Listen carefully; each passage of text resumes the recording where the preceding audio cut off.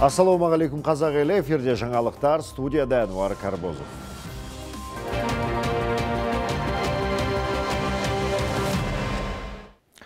Солтүстік Қазақстан облысында су тасқыннан зардап шеккен тұрғындарға арналған үйлердің құрылысы толығымен аяқталды. Пәтер кілттерін табыстауға премьер-министрдің орынбасары Қанат Бозымбаев қатысып, демеушілік жасағандарға алғысын білдірді. Өңірде барлығы 1394 үй сатып алынып, 1899-ы күрделі жөндеуден өткен. Ал Петропавл қаласында 700 үй салынып, 3,5 айдың ішінде жаңа ықшамаудан бой көтерді. Күні кеше тағы 173 үйдің құрылысы аяқталып, пайдалануға берілді. Бұдан бөлек балабақша мен 600 орындық жаңа мектеп салу жоспарда бар. Алдағы күндері мұнда тас жол төселіп, қоғамдық көлік қатынайтын болады. Менің өзімнің інім үйсіз қалған, сеңнім үйсіз қалған, қызым үйсіз қалған. Бәрі де міне алды. Мен ғана жалғыз қалдым, енді бүгін мен де алып отырмын. Біздің үкіметімізге үлкен рахметімді айтамын. Огород жақсы көрем, огород салам, мал ұстайым, солайда тауық ұстайым тағы да. Сөйтіп мен. Бүгін айтуға болады, жалпы 100% президенттің тапсырмасы осы солтүстік Қазақстанда орындалды. Зардап шеккен кісілерге тиісті көмек көрсетілді. Осы 1,5 айдың ішінде осы облыста тиісті дамбылар, бөгеттер бой көтереді. Солтүстік Қазақстан облысында 25 мың гектар жер мемлекет меншігіне қайтарылды. Олардың жылжымайтын мүлік нарығындағы бағасы 497 миллион теңге. Қайталынған учаскелердің бәрі пайдаланылмай бос жатқан жерлер. Тайынша және Уәлиханов аудандарында кәсіпкерлер жер кодексінің талаптарын бұза отырып, ұзақ уақыт бойы жер учаскелерін нысаналы мақсаты бойынша пайдаланбаған. Жергілікті прокурорлар меншік иелерінің әрекетін заңды түрде әшкерелеп, сотқа жолдаған. Енді облыстық реестрде тұрған жер шаруаларға қайта үлестіріледі. Өзгеде жаңалықтар 2030 жылға дейін елімізде шамамен 2,5 миллиард киловатт электр энергиясының тапшылығы болуы мүмкін. Бұл жетіспеушілік алдағы 2 жылда сезіле бастайды деп отыр сарапшылар. Болжам бойынша 6 жылда еліміз сағатына 140 миллиард киловаттқа жуық тоқ көзін пайдаланады. Бұл енді ашылатын кәсіпорындардың қажетін қоспағандағы есеп. Қазірдің өзінде еліміздің оңтүстік бөлігінде электр энергиясының тапшылығы байқалады. Былтырғы жылы біз Ресейден 3 миллиардтан аса киловатт сағатын импорттадық. Ол үшін біз 100 миллиардтай теңге төлеген едік. Бұлай есептеп көрсеңіз, ол 28-29 теңге 1 киловатт сағаты болып тұр. Ал енді есептеп көріңіздер. Энергетика саласындағы біреуге тәуелді болмайын десек, бұл АЭС салу өте қажет. Атом электр станциясы болашақта ең қауіпсіз әрі қоршаған ортаға зияны аз энергия көзіне айналады. Маңғыстаулық эколог орынбасар Тоғжанов осылай дейді.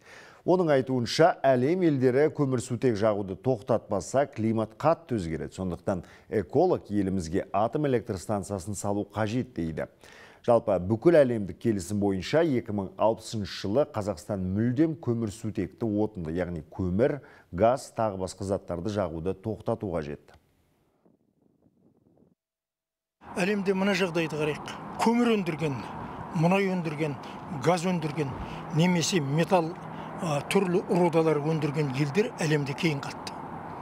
Әлемдегі озып шыққан елдер бұл молекулалар мен атомдардың қасиеттерін зерттеп, оның бөлшектерін пайдалана білген елдер ғана әлемде озық елдерге айналды. Белгілі бір тәуекелге бармаған ел ешқашанда ғылым дамытылмаған. Міне сондықтан да атом электр станциясын салу қажет деп есептеймін. Дүниежүзілік денсаулық сақтау ұйымы маймыл шешегіне қарсы алғашқы вакцинаны мақұлдады. Даниялық компанияның MVA-BN екпесі алғашқы тексерулерден сәтті өтті. Вакцина 18 жастан асқан адамдарға 4 апта аралықпен 2 инъекция түрінде салынады. Денсаулық сақтау ұйымының бас директоры Тедрос Аданом Гебрейесустың сөзінше, бұл Африкадағы қазіргі эпидемия кезінде де болашақта да осы аурумен күресудегі маңызды қадам болып саналады. Енді алда вакцинаны ең қажет жерлерде әділ тарату, донорлықты және препаратты қолдану аясын кеңейту міндеті тұр. Ұйымның мәліметтері бойынша бір реттік доза маймыл шешегінен қорғауда 76% тиімді, ал 2 доза 82% тиімді деп бағаланған. Айта кетсек, дүниежүзілік денсаулық сақтау ұйымы маймыл шешегімен күресу үшін жаһандық жоспарды іске қосты.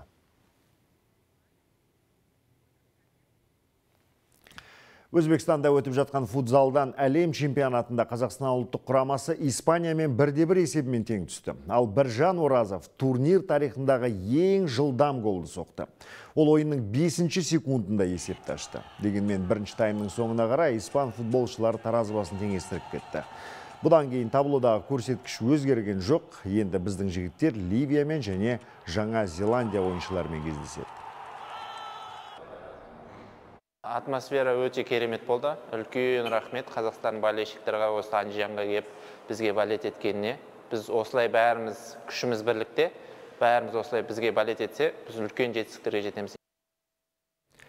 Көшпенділер ойынын көруге келген шетелдік блогерлер таңданыстарын жасыра алмай жүр. Әсіресе халқымыздың тарихы мен салт дәстүрі ерекше әсер сыйлаған екен.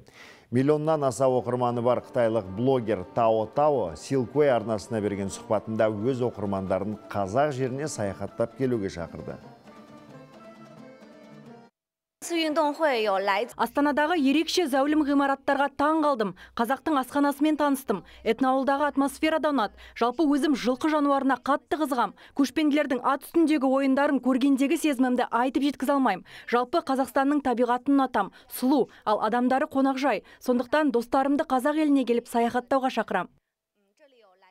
Блогерлерден бөлек дүниежүзілік көшпенділер ойындары шетелдік қонақтарды да таңғалдырды. Әсіресе сақтан қалған салтпен ғұннан қалған ғұрыпты дәріптейтін Ақшаңқай киіз үйлер мен өңірлерден келген мұражай әлі күнге дейін ел аузында жүр.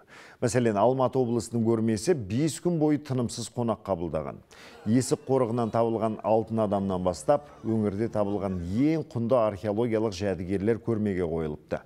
Ал киіз үйдің алдында сөреге қойылған Алматы портының 2 тоннасы қонақтарға тегін таратылды. Бұдан бөлек тұмса табиғатымен тамсандырған Көлсай көлдері мен Шарын шатқалысында әлемдік туризмде ерекше орын алатын табиғат ғажайыптары да таныстырылды. Шынымен де мынау біздің Асқар Алатаудың етегі Алматы облысы батырлар мен ақындардың елі деп айтады. Мынау Жыралы бір Жамбыл, классик жазушы Бердібек Соқпаевтың туған өлкесі Алматы облысы. ЮНЕСКО-ға енгеніне 20 жыл толып отқан біздің таңбалы тас қорық мұражайды Алматы облысында. Сондықтан барымызды осы елге, осы ұлы көшке сәні мен салтанатымен тамашалауға келген жайымыз бар. Алматыда сиясы кеппеген 50-ге жуық жаңа кітаптың тұсауы кесілді. Айта кетсек, өткен демалыс күндері бұл шаһарда қала күніне орай ең ауқымды кітап фестивалі өтті. Оған еліміздегі 70-ге жуық баспа мен кітап дүкендері қатысты. Шара аясында түрлі байқаулар, авторлармен кездесулерде ұйымдастырылды. Биылғы фестивальдің ерекшелігі сол, алғаш рет 2 күн қатарынан өтті. 2 күн ішінде кітап думанына 50 мың адам келген. 8 мыңға жуық кітап сатылды. Фестивальде дәстүрлі ауылға кітап акциясы да өтіп, 300-ге жуық кітап жиналды. Ол кітаптар Түркістан облысының ауылдық кітапханаларына жіберіледі. Алматы ең кітап оқитын қала, және ең кітапты көп сатып алатын қала, және ең кітапты көп шығаратын қала. Осыдан 10 жыл бұрын жасағанда бізде 7 баспа ғана қатысқан, 10 жыл бұрын. Қазір 70 баспа. 70 баспа кітап дүкендері. Бұл біздің жеткізген өте үлкен жетістік деп білем. Және де байқасаңыздар қанша көп жастар ағылып келіп жатыр. Яғни жастар кітап оқуда. Құрметті көрермен, әзірге айтарымыз осы. Ең өзекті әрі маңызды ақпарат Жібек жолы арнасында.